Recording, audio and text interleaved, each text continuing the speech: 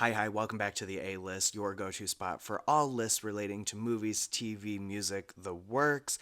My name is Adam. Let's get right into it. Kristen Stewart has been steadily booked and busy since 2001. As we've watched her grow up, we've also watched her grow and mature as a performer, and in my opinion, she has become one of the most interesting actors out there right now. She is picking very exciting, specific projects. She is working with very interesting talent. She is someone who always gets me excited about a project. Her latest film, Love Me, comes out this month. It is a film that premiered originally in 2024 at Sundance, and it tells the story about a buoy, played by Kristen Stewart, and a satellite, played by Stephen Yeun, who fall in love. That is the actual synopsis. In honor of that release, on this week's A-List, we will be counting down my personal top 10 Kristen Stewart performances. Without further ado, at number 10, Panic Room. It admittedly took me far too long to watch Panic Room. I'm talking like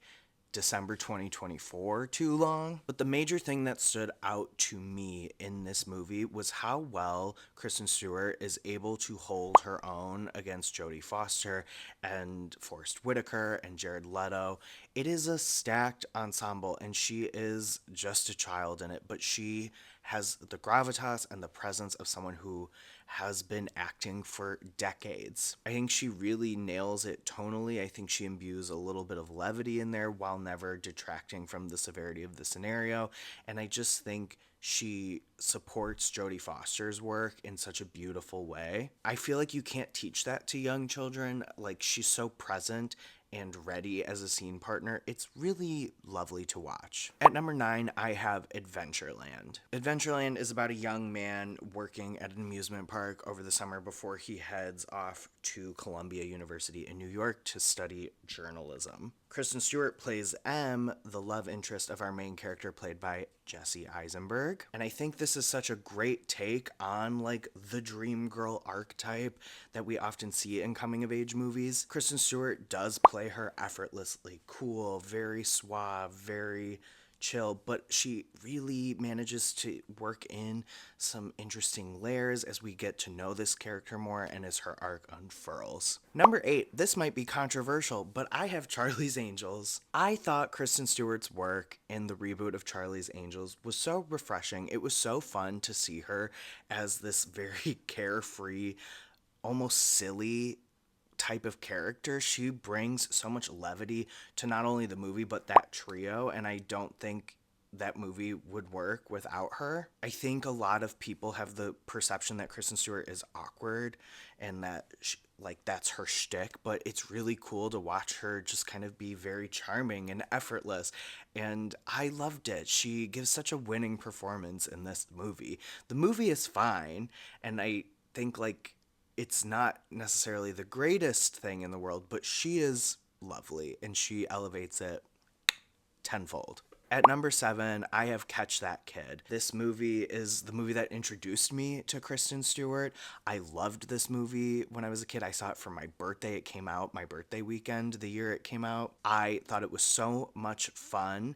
And similarly to Panic Room, she has this gravitas that she brings to a film where it's almost like she is a veteran of this industry going on like 30, 40 years. I think what elevates Catch That Kid for me is she carries the movie on her shoulders. The brunt of the emotional arc is on her, and I think she does it so well. Her character is in a very precarious situation. She is dealing with a lot of personal things. And on top of that, they're going to go rob a bank.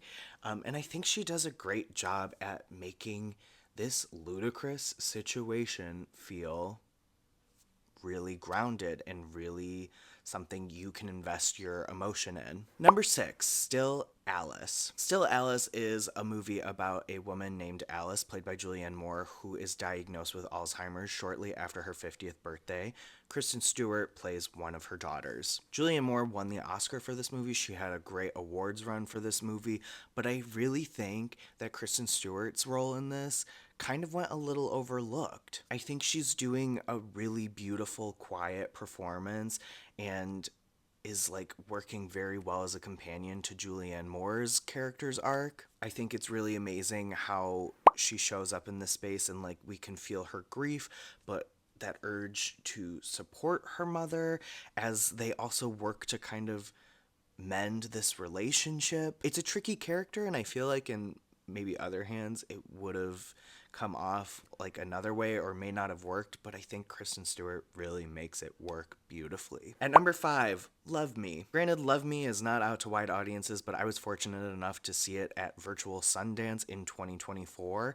This movie, definitely not going to be everyone's cup of tea, but it really worked for me, and a lot of that falls on the shoulders of Steven Yeun and Kristen Stewart's work. Kristen Stewart plays a buoy, and without giving too much of the craziness of that movie away, this machine is really learning to become something more than just a mechanism, is really learning about feelings and life.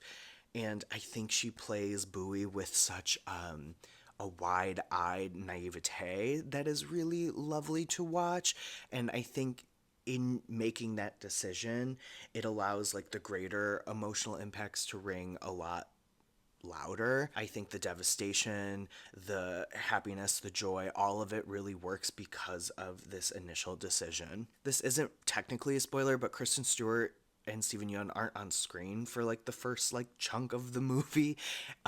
So I think too her work is really getting you invested in a character that we really don't get to see a lot of emotion. It's really impressive, really lovely.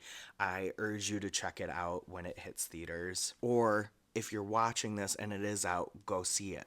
And number 4, I have Crimes of the Future. Crimes of the Future is a weird little gem from Brandon Cronenberg, and it's about a performance artist duo who perform surgery for audiences in a future where human evolution has really just like blown past and accelerated a lot of the development of the population. Kristen Stewart plays an investigator with the National Organ Registry who takes a special interest in the duo. I didn't love this movie, but I love her in it.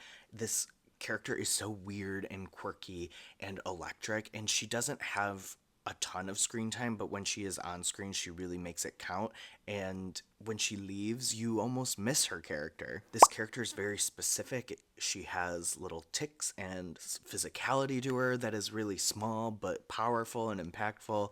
I loved her work in this. Number 3, Love Lies Bleeding. Kristen Stewart plays a reclusive gym manager who falls in love with a bodybuilder, and they get wrapped up in like an organized crime scenario, and I won't say much more than that in case you haven't seen it. I loved her performance in this movie. I think it's such a beautiful reminder of how well she can carry a film. I loved her character of Lou specifically because she is reclusive, she is guarded, but it was fun watching her chip away at that exterior as this character really falls in love with Jackie, Katie O'Brien's character. And not only is this a reminder of how well Stewart can carry a movie, it's also a great reminder of how well she supports her fellow scene partners and how well she can play off of them and form a lived-in dynamic as well. It's such a committed performance. It starts, like I said, reclusive and a little closed off and just kind of goes and goes and goes until we are off the rails, and I love it. Number 2, Spencer. I think this is truly one of her best performances. It's such a breathtaking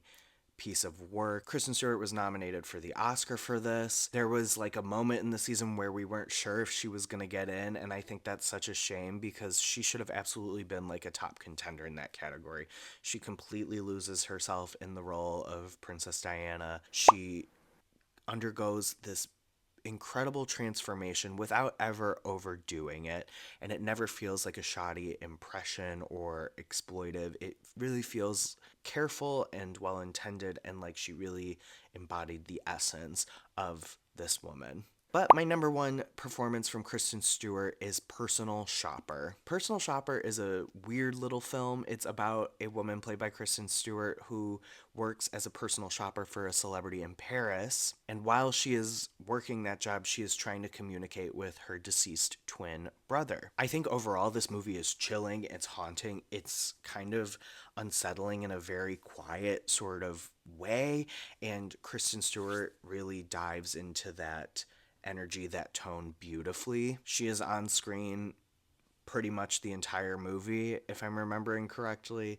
And I think she carries this movie so flawlessly, as we've talked about already. But what I love about this movie, I think it would have been so easy to go like so big with this. I think a lot of times we talk about most acting versus best acting and how those two aren't always the same thing, especially during award season. And I think Stewart's performance here is a prime example of that. I really appreciate and love how she opts to keep it a bit closer to her chest. She really stays kind of grounded. Even in the moments of higher tension, she does match it, but she's never overdoing it. I think it's a very subtle performance as we watch this woman try to grapple with her grief and try to get some closure. I think you can really feel the dissatisfaction, the restlessness palpitating from her, just her eyes. I think it's a very internal performance and it all radiates from here. I love that movie. That movie is such an underrated gem. Go check it out if you haven't seen it. That's my top 10 list. Let me know your favorite Kristen Stewart performance and make sure you check out Love Me